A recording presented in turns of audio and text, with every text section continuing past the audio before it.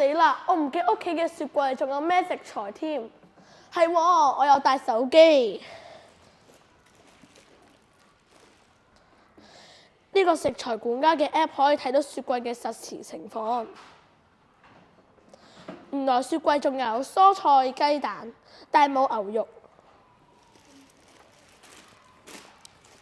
咁我而家就去買牛肉啦。我哋食材管家做第二個功能，就係可以睇到雪櫃入邊即將過期食物。咁我哋撳入去睇下啦。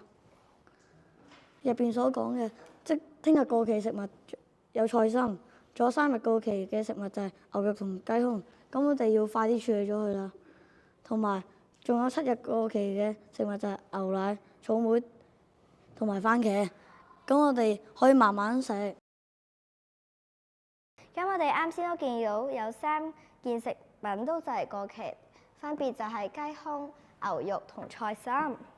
咁呢個食材管家第3個功能就係建議菜式，佢就會根據即將過期嘅食物推出一啲嗰啲食物嘅菜式。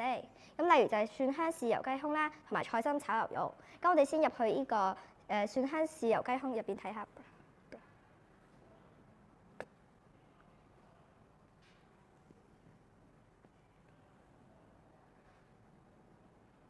大家好，我是超子，今天有鸡胸肉。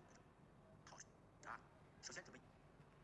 就好似而家咁樣，佢就會出現一段影片，有所需嘅食材同埋步驟。咁如果我哋想將啲食物加入呢個冰箱嘅話，我哋要按呢個加入食物，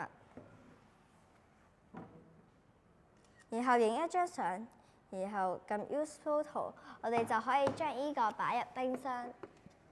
咁佢就會列入呢啲知道去叫幾時過期嘅食物嘅清單入邊㗎啦。